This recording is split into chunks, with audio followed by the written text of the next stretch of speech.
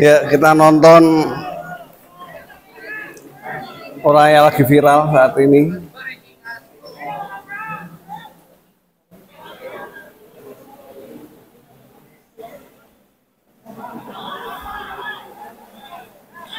Mungkin diverifikasi ya.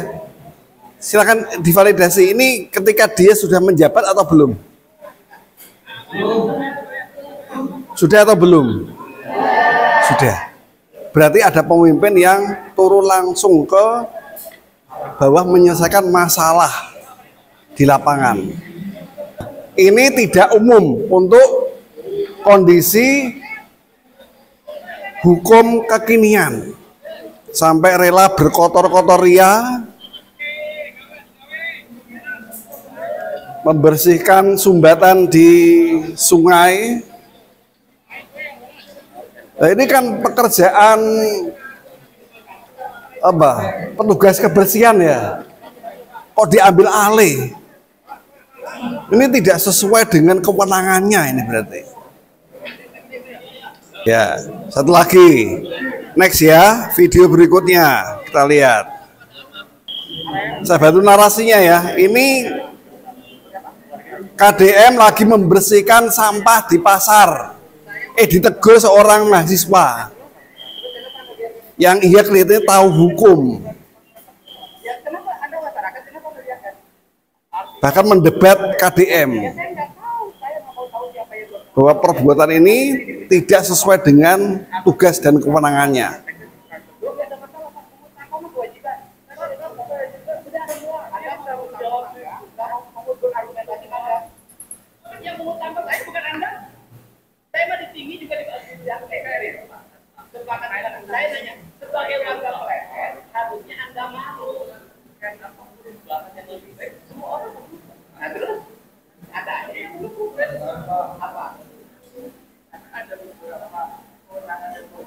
Kompetensi apa? Utama pakai kompetensi.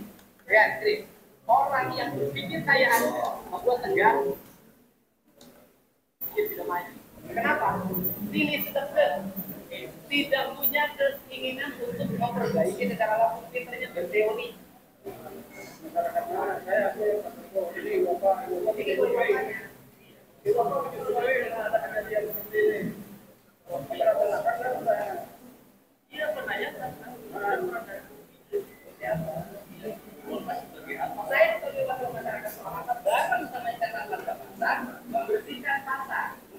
Oh, ini kelihatannya belum menjabat ini.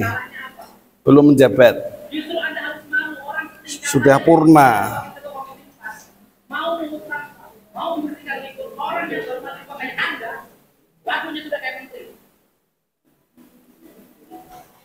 Sudah lihat tayangan video tadi? Kira-kira sudah bisa menyimpulkan? Menyimpulkan apa? Seharusnya warga peka dengan lingkungan. Itu. Tetapi kenyataannya tidak. Terus apa yang dilakukan oleh KDM? Turun langsung ke lapangan membersihkan sampah. Nah, ini dari sisi hukum positif, hukum yang dibuat oleh penguasa lembaga-lembaga negaraan, baik legislatif, eksekutif maupun yudikatif, ini tidak sesuai dengan tugas dan kewenangannya. Oleh karena itu, apa yang dilakukan oleh mahasiswa tersebut mendebat itu sebenarnya benar. Benar secara hukum positif. Yang jadi masalah adalah apakah hukum positif punya efektivitas sama efisiensi untuk menegakkan kebersihan di lingkungan. Kalau mengandalkan tugas dan kewenangan sesuai jabatan pegawai masing-masing. Kalau mengandalkan seperti itu berarti apa? Selama ini petugas kebersihannya tidak jalan. Meskipun ada regulasi yang mengaturnya, termasuk mengatur siapa yang petugasnya mendapatkan tunjangan, mendapatkan upah. Tapi kok tidak?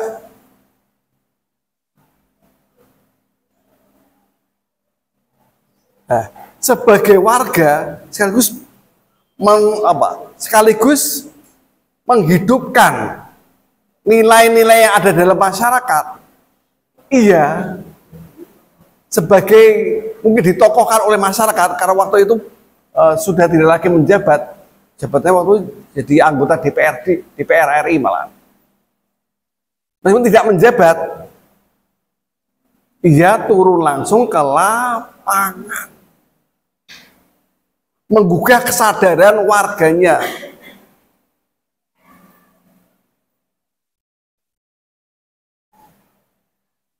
Berarti di sini ia menghidupkan norma sosial yang selama ini mati, menghidupkan kembali berarti, yakni cinta kebersihan. Sampah dibuang, sungai bisa mengalir secara lancar. Ini kalau mengandalkan hukum positif, tidak akan berjalan secara efektif sama efisien. Oleh karena itu, dalam pengamatan saya, KDM langsung turun langsung ke lapangan. Sebagai tokoh masyarakat juga memberikan teladan, plus menggugah kesadaran warganya agar mereka cinta lingkungan. Nah, tata cara seperti ini tidak lazim, terutama untuk kondisi sekarang ini. Apalagi ketika menjabat, kecenderungannya apa? Duduk di meja, ongkang-ongkang di kantor saja, tidak usah turun ke lapangan, bahkan tidak tahu atau tutup mata terhadap apa derita, kesusahan yang melanda masyarakatnya. Nah, di sini saya akan tanya, apa yang dilakukan KDM ini itu ada hukumnya enggak? Hukumnya apa? Di situ muncul hukum enggak? Ada. Apa? Nah, hukum banyak. Setidaknya ada dua. Hukum positif, hukum yang diperoleh negara, sama hukum yang hidup di kalangan masyarakat, yang tidak tertulis, yang kita kenal sekarang sebagai hukum adat. Nah, dalam perspektif hukum positif, hukum adat, ayo dengerin, dalam perspektif hukum positif, hukum adat ini baru berlaku kalau dipatuhi oleh komunitasnya, yakni masyarakat hukum adat. Yang jadi masalah adalah komunitas hukum adat ini dalam lingkup kabupaten maupun provinsi sudah punah. Yang ada hanya dalam lingkup desa. Kalau ngomongin hukum positif, jadi regulasi, peraturan perundang-undangan, diundangkan lewat undang-undang desa dan undang-undang masyarakat hukum adat. Itu secara hukum positif. Nah, yang dilakukan oleh KDM ini di luar cakupan yang diatur dalam regulasi. Kendalanya secara hukum positif ini inkonstitusional. Yang dilakukan oleh KDM ini inkonstitusional, tidak berdasarkan hukum positif. Ingat, yang dilakukan oleh KDM tidak berdasarkan hukum positif. Di luar kewenangannya, kata mahasiswa tadi. Di luar kewenangannya. Betul apa salah? Yang dikemukakan oleh mahasiswa ini benar apa salah? Betul.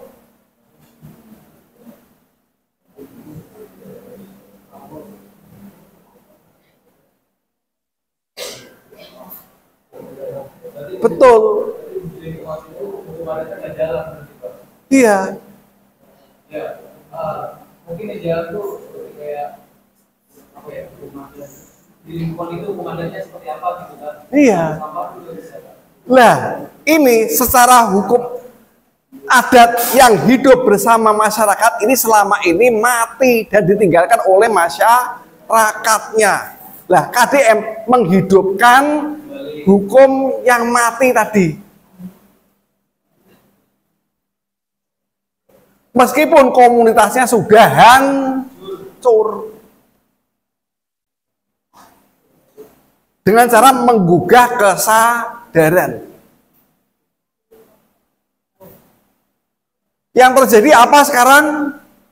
Meskipun yang dilakukan oleh KDM itu inkonstitusional dalam tanda kutip, ternyata punya efektivitas dan efisiensi dalam menggerakkan masyarakat.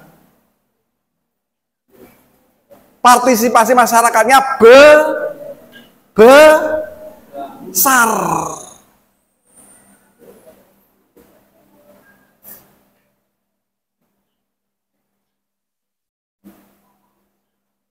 Dan orang kayak gini itu relatif jarang yang bisa mengorkestrasi masyarakatnya untuk patuh pada nilai-nilai asli masyarakat Sunda dalam konteks orang Jawa Barat. Lah, padahal hukum sendiri, hukum atau norma hukum ini dibuat bersumber dari nilai-nilai yang ada dalam masyarakat.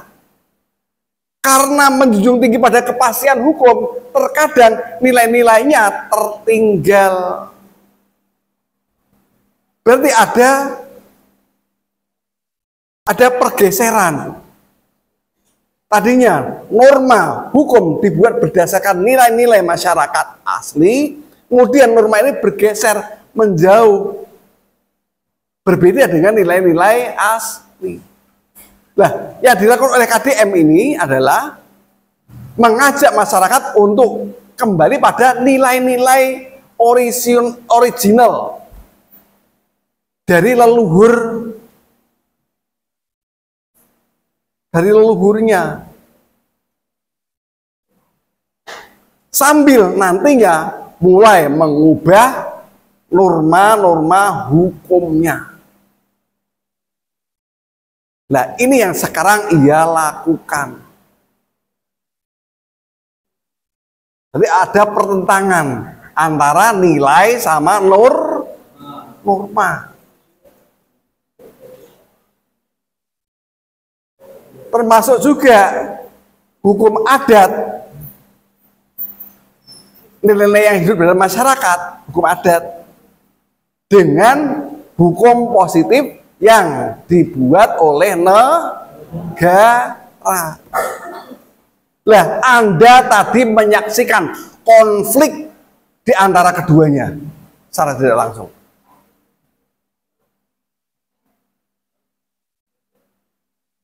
Loh, kok Pak Iwan bisa mengatakan bahwa yang dilakukan oleh KDM ini hukum adat?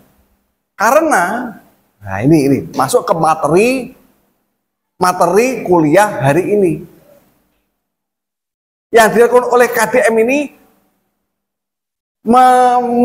memenuhi semua unsur karakteristik hukum adat. Pertama, komunal. Berdasarkan kebersamaan. Bukan untuk diri pribadi. Bekerjanya juga berdasarkan kesadaran pribadi untuk mengangkat semangat menggugah kesadaran komunal masyarakat untuk dan bekerjanya dengan masyarakat. Meskipun dia sekarang pemimpin, dia sering bergerak seolah-olah ia adalah bagian dari masyarakat. Si masyarakat itu sendiri. Nah, ini yang jarang. Biasanya pemimpin itu bersikap elitis, mengelitkan diri. Aku nggak bisa kumpul dengan masyarakat rakyat jelata, nggak bisa. Tetapi dia dengan mudahnya menyatukan diri, meskipun sebagai pemimpin ia menyatukan diri menjadi sebagai seorang rakyat. Nah, ini yang jarang. Mental seperti ini jarang yang dimiliki oleh pemimpin negara ini.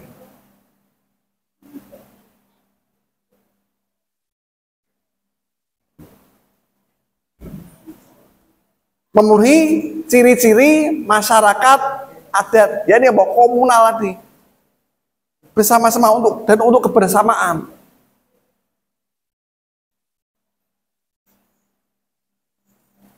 Dan yang kita saksikan setidaknya kita tidak tahu isi hati ya, tapi secara kasat mata berdasarkan indrawi kita bisa menilai bahwa apa yang dilakukan oleh KDM ini untuk kemaslahatan masyarakat lebih luas.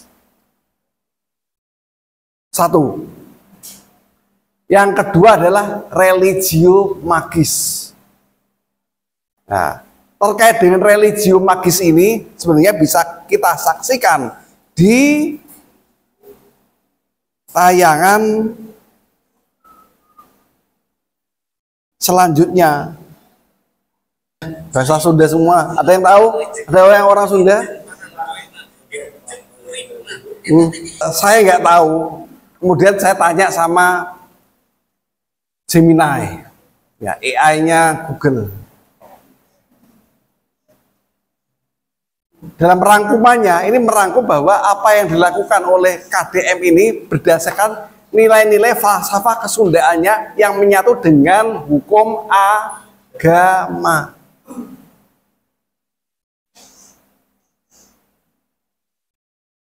Yang intinya adalah bahwa agama dan adat mengajarkan untuk hidup selaras dengan alam. Dilarang merusak alam. Ini berbeda dengan filsafat barat yang melihat alam itu sebagai objek untuk ditaklukkan, objek untuk dikuasai. Nah, ini nilai-nilai yang dikembangkan, digugah, ingin ditumbuhkan kembali oleh KDM.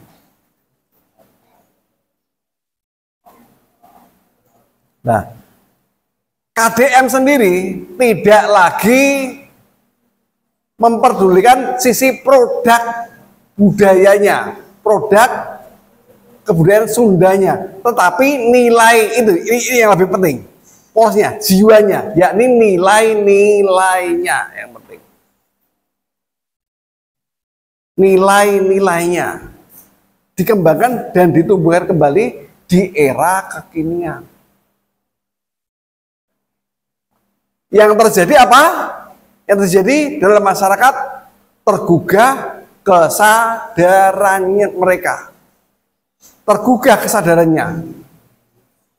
Ini menandakan bahwa Ini menandakan bahwa dengan cara kepemimpinan seperti ini, apa?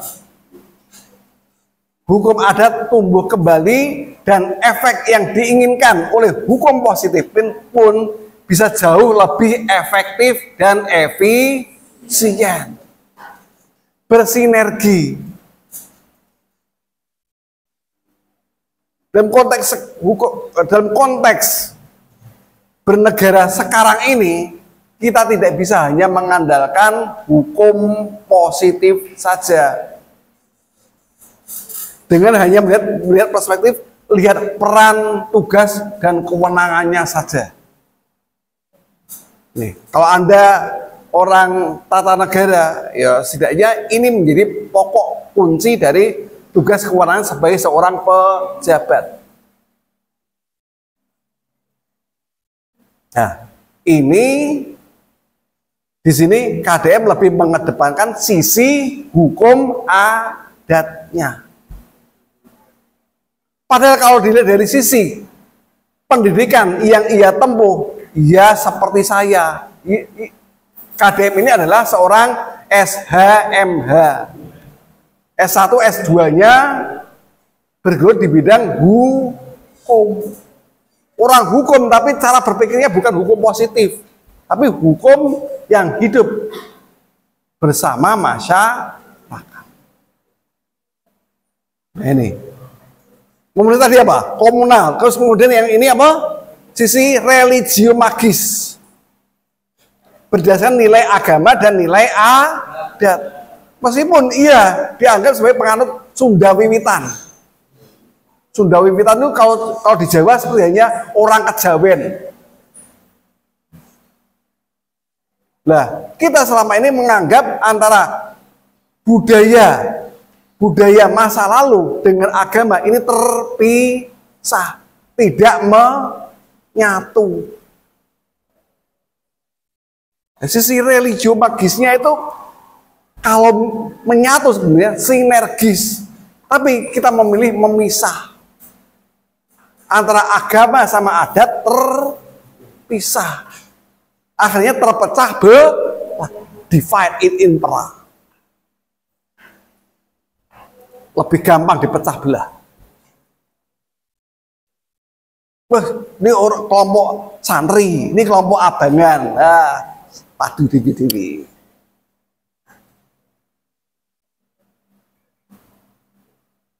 Iya. Betul. Komunal. Kemudian apa lagi? Kontan. Ciri yang berikut ya, kontan. Kontan itu langsung dipenuhi, langsung diselesaikan. Penyelesaian secara langsung. Tidak melalui birokrasi yang berbelit-belit. Nah, ini penyakit hukum positif kita itu lebih berbelit-belit sesuai dengan birokrasi.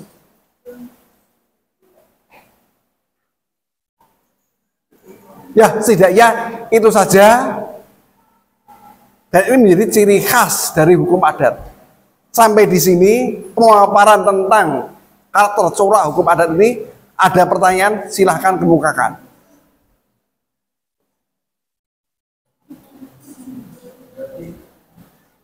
Ya, benar. Dari perspektif mana? Lah ini.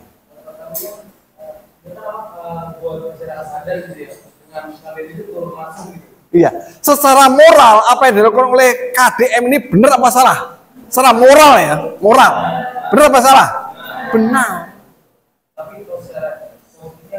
Nah, secara hukum teknis yang mengatur, karena ini melampaui kewenangannya.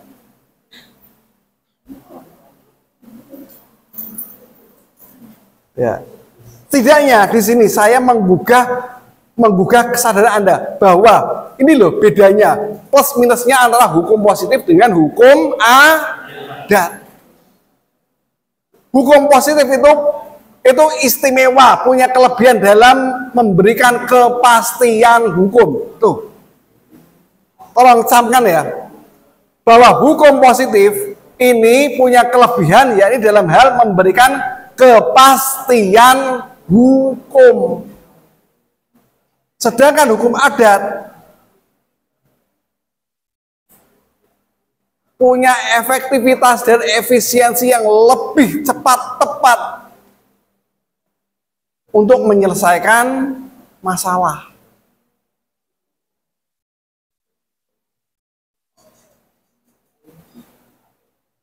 Selama ini dalam kita menyelesaikan hukum, nyuwun sewu, saya belum pernah melihat seperti yang dilakukan oleh KDM. Saya belum pernah. Apa yang dilakukan oleh KDM itu termasuk baru. Dan mungkin ini memberikan teladan bahwa ini loh cara yang paling efektif dan efisien dalam menggerakkan negara ini. Dan kembali ke jati diri bangsa. Sesuai apa? Ini juga poin penting. Sesuai dengan jati diri bangsa. Yuk, ada pertanyaan lagi? Ya bebas. Yuk.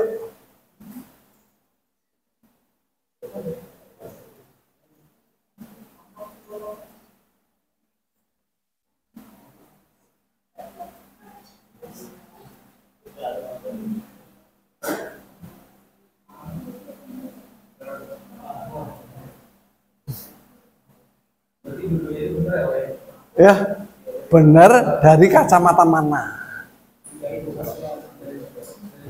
Dari kacamata mana? Ya. Kalau kita mengikutkan moralitas sebagai jiwa atau sumber hukum, maka yang dilakukan oleh KDM itu benar. Tinggal hukum positifnya nanti mengikuti. Dibuat hukum baru atau revisi dari hukum lama menjadi hukum baru yang sesuai dengan nilai-nilai moral yang disetujui bersama masyarakat.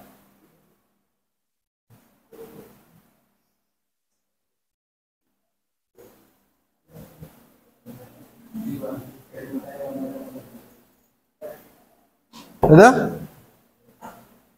Ada yang lain? Dah itu saja. Selebihnya silakan Anda cari corak karakteristik hukum adat dan cocokkan hal itu, jika menjadi PR ya, dan cocokkan hal itu dengan kebijakan yang dilakukan oleh KDM. Apakah benar memenuhi semua atau tidak? Jangan-jangan Pak Iwan itu hanya klaim sepihak. Saya bisa juga salah. Silakan Anda cek sendiri ya. Itu ya. Terima kasih atas kehadirannya, mendengarkan saya, dan semoga apa yang kita lakukan di forum Majelis Taklim ini, pengajaran ini, belajar bersama, ini membawa keberkahan bagi kita semua. Terima kasih. Assalamualaikum warahmatullahi wabarakatuh. Waalaikumsalam.